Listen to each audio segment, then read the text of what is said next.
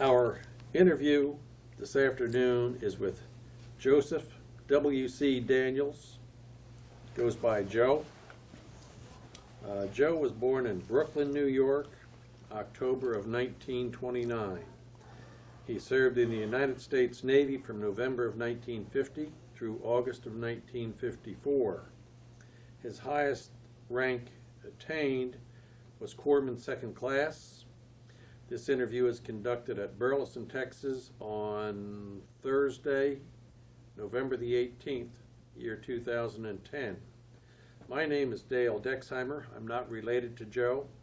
Also in the room is Milton Gibson, who is our videographer. This interview is conducted for the Veterans History Project at the Library of Congress and also for Operation Remember, City of Burleson, Texas. With that little introduction, Joe, you can tell us about your time in the Navy, sir. As mentioned just moments ago, I went in the Navy in November of 1950. I was about to be drafted into the Army for 18 months, so I made the fantastic decision to go in the Navy for 4 years. I sure smarted them out, didn't I? Went to boot camp in Newport, Rhode Island in January. It was freezing, and I constantly had a backache because I was cringing all the time. After boot camp, I went to Hospital Corps School in Virginia, Newport, Virginia, and I believe it was a 2-month course, but I'm not sure. Made a lot of friends, and was then assigned to St. Albans Naval Hospital on Long Island. I was there for about a year and had various duties. I worked in the TB ward for a while. I got attached to the kitchen with regular chow cart going around to various places.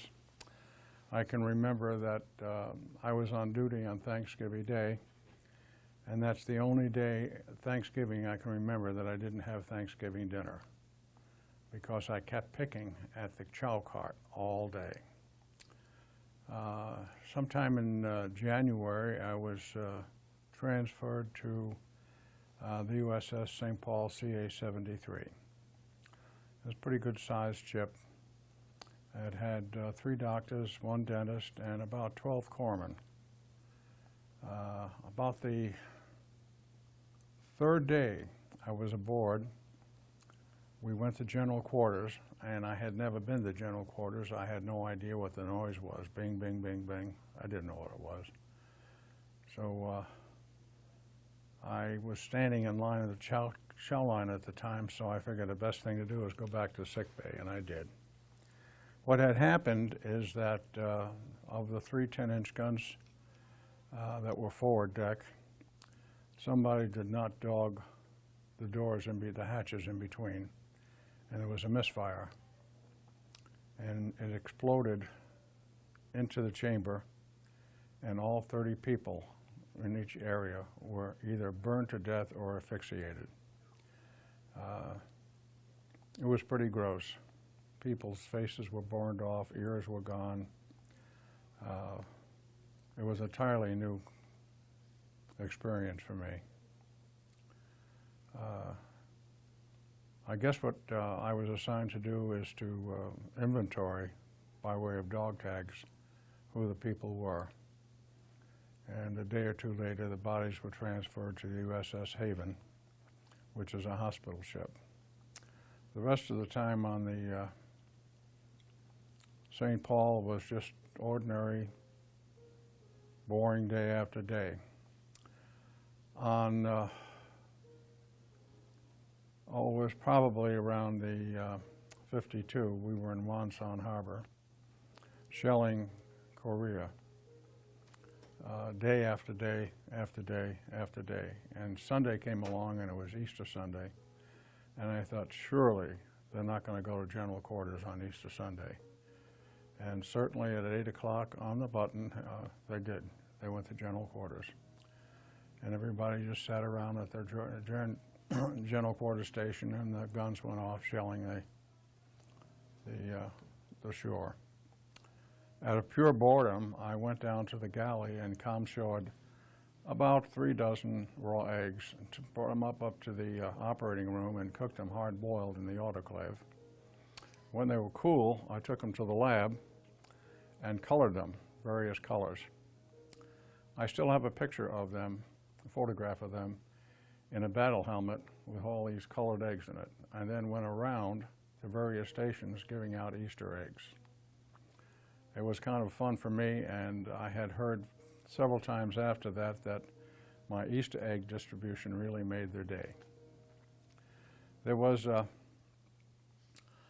man who would come to sick bay anytime there was he was a deckhand, anytime there was a work party, and he would come there trying to get out of the work of the deck party with his pain in the back, and it was all not the right, it was false. And so a buddy of mine, Rocky Calvosa, and I decided that the next time that he came, we would be prepared. So we went into the pharmacy and got some bicarbonate of soda and methylene blue agar and made capsules of it. And sure enough, the next work party, he was down there like clockwork. And I said, we finally figured out what your backache is from. And I said, take 2 of these right now with a lot of water. And at 6 o'clock or 1800, take 2 more, but drink lots of water.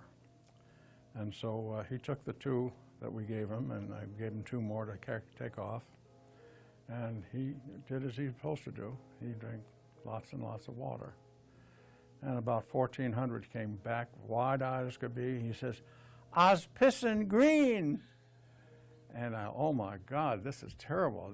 It's got worse than you thought, and we really gave him the business. Needless to say, he never did return with a backache, and I don't know where he hid during work calls, but he didn't come to sick bay. About 18 months after I was on the St. Paul, I was transferred to the USS Rowan, DD 782. It's a lot smaller than a cruiser. We have a complement on the cruiser of about 1,800 people, and on the destroyer it was around 300. And I was a little uneasy about it. And the day that I arrived to get aboard the destroyer, on the cruiser, understand that everybody was chicken. You had your shirts down, you wore your hats squared, everything was military. Well, I went to the destroyer. The first thing I saw was 3 guys in T-shirts chasing after somebody else.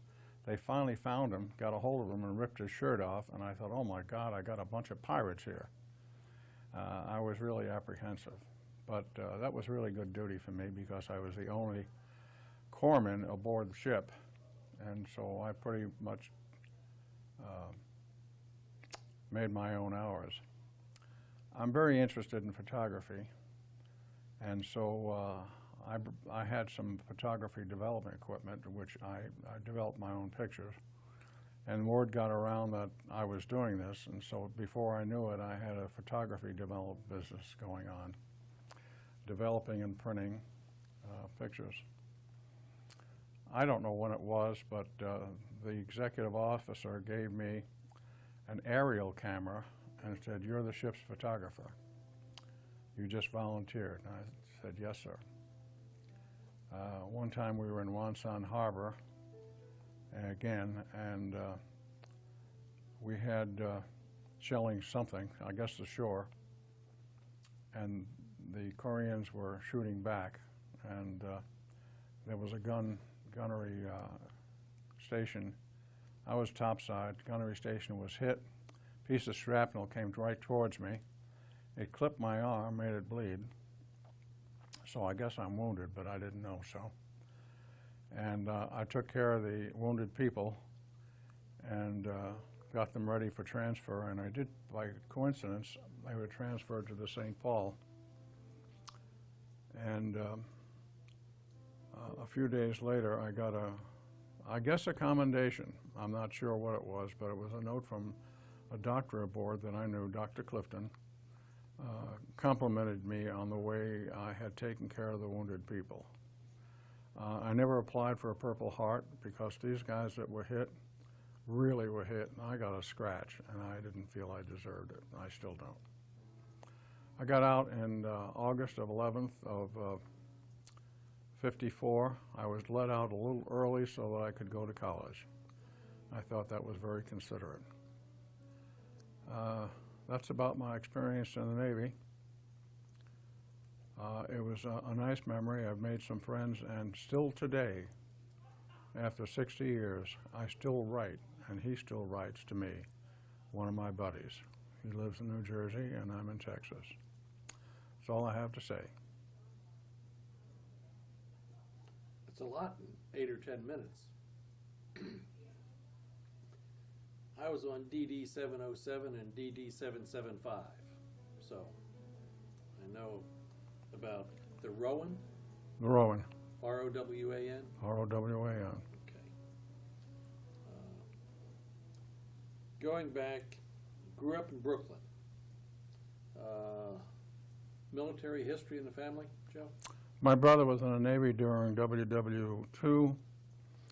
He spent the entire war in Hawaii.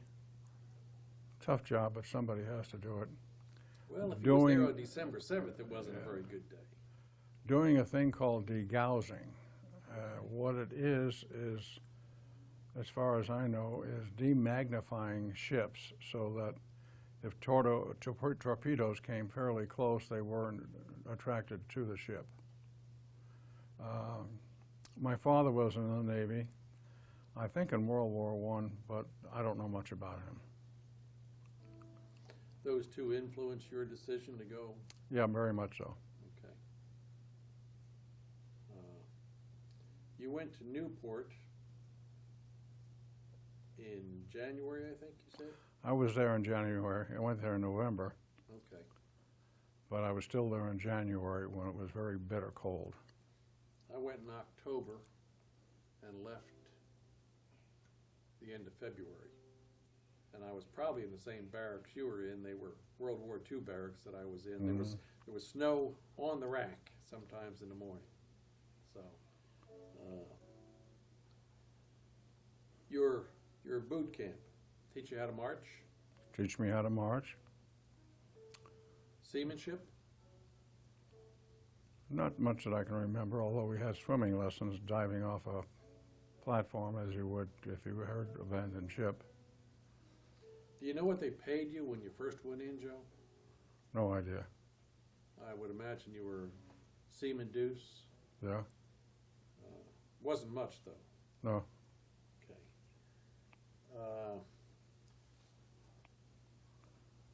You finish your boot camp, you go to Newport to Corpsman School, is that what they? No, Newport to boot camp. I'm sorry, but then you went to Newport, Virginia. Newport, Virginia for Right. Corpsman School. Yes, okay, and it was Corpsman School. It was Corpsman School. What do they teach you in Corpsman School? All the bones of the body, something about medications. How many bones in the body?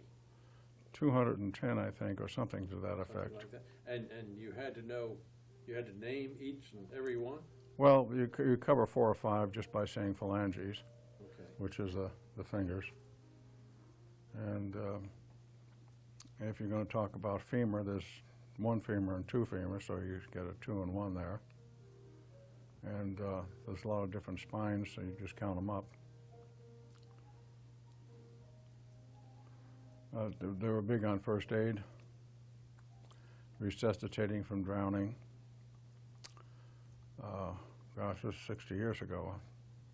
I passed the test then. I don't know if I could pass it now.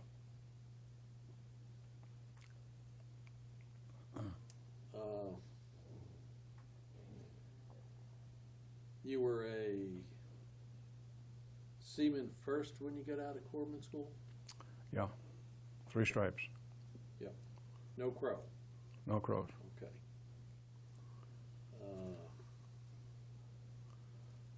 And then you went to St. Albans, a naval hospital. Is it still there? I have no idea. Was it new when you went there? No, I think it was used during World War II. Okay. TB ward. Tell us about a TB ward. I don't, I'm not, those things don't exist anymore since TB is pretty much, you have a bunch of iron lungs and. No, they had a large ward with maybe,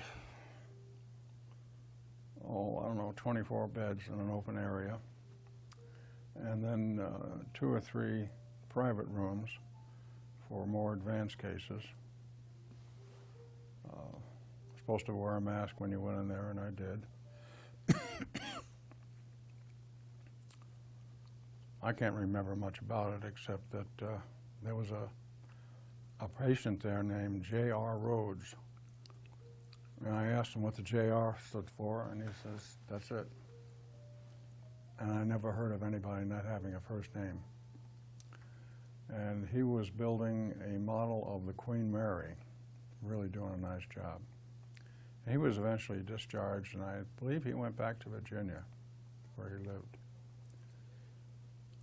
Did you cure most of these guys that had TB? Or a percentage? Did you cure some, I guess, Joe? Some were discharged to go home, so I guess maybe they were either cured or whatever. I attended them, that's all I did. Okay. When you say you attended them, Took care of whatever their needs, make sure they ate every day, make sure that they were clean. bring them their meals? Meals would show up on wheels. You had a steward or somebody who Yeah, came around with a cart, just Right. like you would in any hospital? that's right. Okay. You administer any medication or, I believe so, but this is pretty hazy now. you bet. The day you didn't have Thanksgiving dinner, push that chow cart around all day. What was on the chow cart? They have turkey? Turkey, all the good stuff. And usually I was supposed to have dinner after I finished my rounds. But turkey is one of my favorites, and so I kind of nibbled here and nibbled there, and by the time I got back to the kitchen, I couldn't eat a thing. 1951, 1952, what do you weigh at that time? Oh gosh, I was looking at a picture of myself a couple of days ago.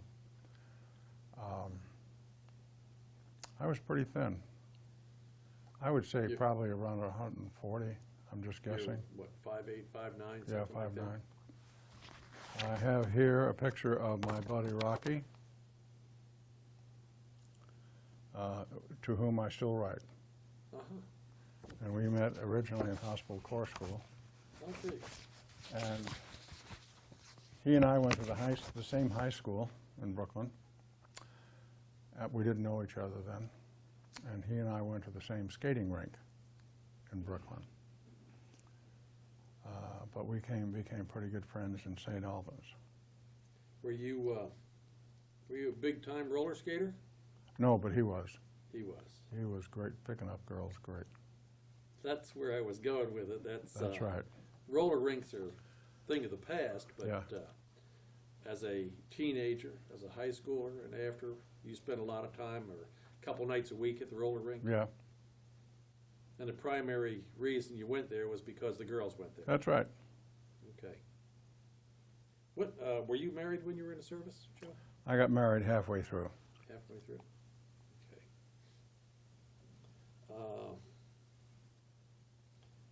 CA-73, USS St. Paul. This third day you were on board and you had this horrific explosion. Were you underway? Yes.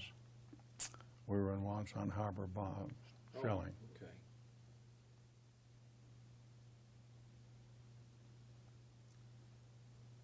I don't know how big the charge is on a 10-inch gun, but in that enclosed quarters, there were 30 guys in the turret? There are 3 guns, Right. and there's a hatch between each one that's supposed to be dogged, and it wasn't. And so when they opened the breech on, I don't know which gun, Right. the gunpowder then ignited. And so who was ever in that hatch was burned badly, and then the noxious smoke went through the other 2. But it was just that, just the one charge that actually exploded. Right. Wow. It's called a hang fire.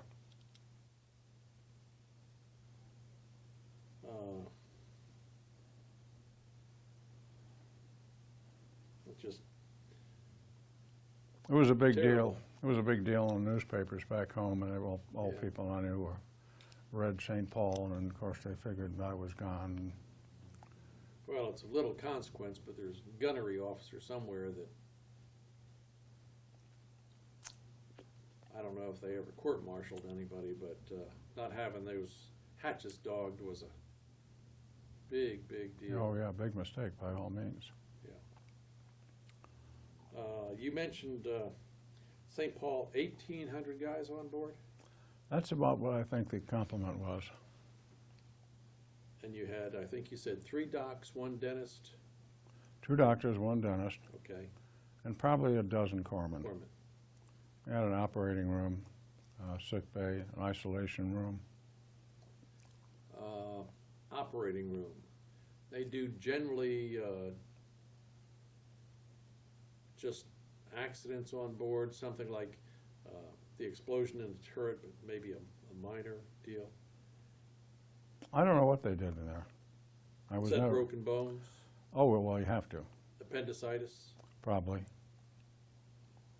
But setting a bone is you can do that anywhere. You don't have to be in the operating room. And the operating room had an X-ray that I believe, before you took an X-ray picture, you had to notify either the bridge or CIC.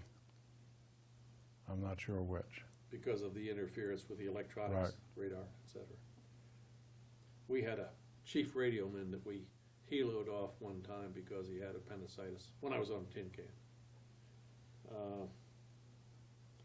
Your duties on the cruiser, you work 4 on, 8 off, Yeah, something like that. and you just hung around sick bay and took care of whatever it was that you had to do? Right. Okay. I was eventually in the sick call room, would weed out anything that needed to be triaged, and then I was transferred to the next space, which was the lab and the pharmacy. And I really enjoyed being there, and microphone and all that stuff. And not microphone, microscope. And I would do sperm counts on various people. Also made a cough medicine, TH something with codeine. It was 95% alcohol, and it was an awfully good trade item. The docs were popular people, yes. Yes. Yes, sir, I remember that. TCH with codeine, that's what it was. Lexoturbin hydrate with codeine.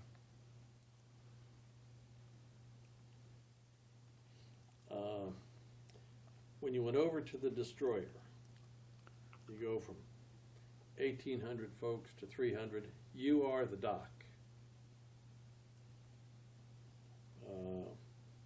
You from time, well, you had a big responsibility in that you were responsible for the medicinal alcohol and all of the drugs on board. Mm-hmm. Had to inventory that weekly, monthly? I think PRN, whenever necessary, I don't know. Okay. I was a non-drinking person, so it didn't affect me.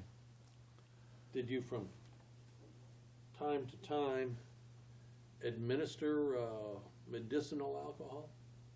No. Skipper never approved? Okay. APCs, Band-Aids. There was a case one time, I had a laugh at it in retrospect. There was somebody, one man in the engine room had fallen down a ladder. And I was called down, went down 2 decks, and he was laying there with a lot of pain, and I determined that he had dislocated his shoulder. This is why I mentioned that earlier. I had no idea in the world what to do. So I said, just keep calm, give him a drink of water, and I went back up to sick bay, which was 2 decks up, but almost directly above him. And I got out my Corpsman book and read what to do about a dislocated shoulder. Read it a couple of times, went down and relocated his shoulder. Worked great the first time. And then I isolated it, bandaged it so it wouldn't move. Gave him some pain pills. It worked fine. I had to look it up. Well, certain resourcefulness there. Yeah. Did what you were supposed to do, you bet. Do you know how to relocate a shoulder? I would imagine you pull or you push. You lay down next to him and you put your foot in the armpit of the affected limb, and you pull it way out, around and down, and it pops into place. And they usually have a few words to say at that time. And Something, a few Hail Marys. yeah, Or yeah, oh my goodness, that's much better. Thank you, Yes. sir. You know. But then you called isolate. called you things that your mother never would have dreamed of. That's something like that. Mhm. But it worked out well. You ever have any steam burns? No. No? I had a lot of stitching to do here. Doug. And that's because they jumped through a hatch and didn't get their head down fast enough or far enough. I had a skipper who, I don't know how tall you could be, but he had to be right at the limit, and he was always cracking his head on a hatch. They let you out a little early so that you could go to college. What'd you do when you went to college? I went to the University of Rochester and I studied business administration. And then went into business? No, then actually I went back into working in bakeries. This is what I did before I went in the Navy. You were a baker? I was a baker. I volunteered as a baker, but they didn't need bakers. They needed corpsmen. So they asked me my second choice, and they gave me the words corpsman. And so I was kind of shanghaied, but it was a lucky switch for me. When you went back into the bakery business after you got your business degree, you run bakeries or? No, I worked in a bakery. I eventually sold insurance. I eventually worked in a bakery and sold insurance, both in the morning. I did very well in the insurance business.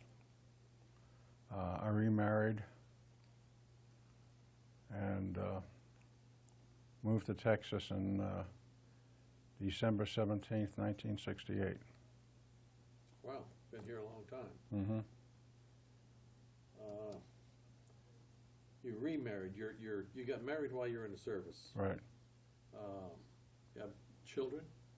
I had 3 children by the first marriage, and in my second marriage, she had 2 children, 2 girls. So we had a total of 5 children. Any of those kids ever spend any time in the military? Doug spent, my oldest, Doug, spent 30 years in the Air Force, Oh, wow. and he did everything right. Get out of Carswell? I don't remember. Okay. But he came out a chief about 5 years ago. Chief Master Sergeant. Okay. I couldn't read my own notes here, Joe, so I have to go back a minute. You ran a photo business on the Rhode. Right. I developed film and printed it.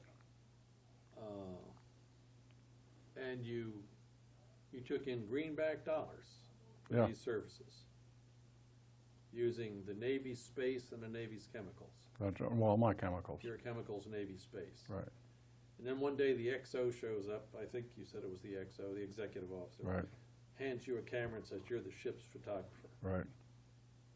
Did he have any comment on your running a private enterprise on a U.S. Navy vessel? No, He was aware of it. I think so. This is why I got the camera. Uh-huh. And it was a big aerial camera, one of those things that you fly, you're in a plane, and What do you do with this aerial camera if you're on a destroyer? They send you to the top of the mast, or? no, I just took pictures of whatever went on. I had the camera with me when the ship was hit, and I got a little piece of shrapnel, and that was not my duty station at the time. And I said, "Oh my God, what the F are you doing up here?" So I went below down to the sick bay and just stayed there in time to be called back up again when these guys were hit. One fellow, name was Reynolds. He played the trumpet. He was so good at it. And when he got out, he wanted to start a band. And he was on the SACAC, and he got hit in the right hand and lost all his 4 fingers. And that was pretty devastating to a fellow who plays trumpet. Now, I don't know if he ever switched hands, I don't know. I just know that he was transferred to the St. Paul. The picture you have in your pocket there, I forget the gentleman's name, but went to high school with him, didn't know it. No, we went to the same high school. I didn't know him. Oh, right, okay. We met at St. Albans. Well, actually, we met in the hospital corps school. Okay. And you still correspond with him? Still do. He get out of second class also? I believe so. Okay. Of your 4 years, certainly you've mentioned some names. You remember a lot of names, which is, like you say, it's 60-some years ago. It's complements your memory. Well, you guys are Bill Gibson. Is that right? Milton, No, Bill Gibson. Dale, Gibson. Oh, Okay, close enough. close enough. Yeah. Anybody else that any people you remember particularly well? People that you looked up to or mentors? Have a chief corpsman somewhere that took you under his wing? Or No.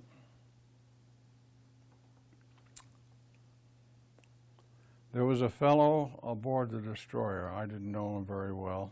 I don't have a remember, but he was attempting to continue his habit of smoking and not buying cigarettes.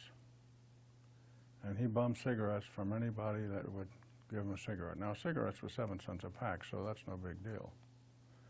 But I understand he went well over 9 months without buying cigarettes until finally everybody got tired of giving him cigarettes. And that's some kind of record. one that maybe he's proud of. Huh? Yeah, a little challenge. I know you used a number of terms. Comshaw. Comshaw. Yeah. Most folks wouldn't understand what that meant, but Well, there's also It head, was- scuttlebutt, yeah. which is a dual meaning. Doing these interviews, it's interesting, and hearing all those terms. I did do my 3.5 years, so it means something to me. Don't hear them with the general public, Mhm. but Joe, we certainly appreciate you coming by. I think you had a very interesting 4 years, almost 4 years in the Navy. Sounds like you certainly had a very successful life after that. We appreciate your time this morning. We appreciate your time in the military, sir. Thank you. You bet.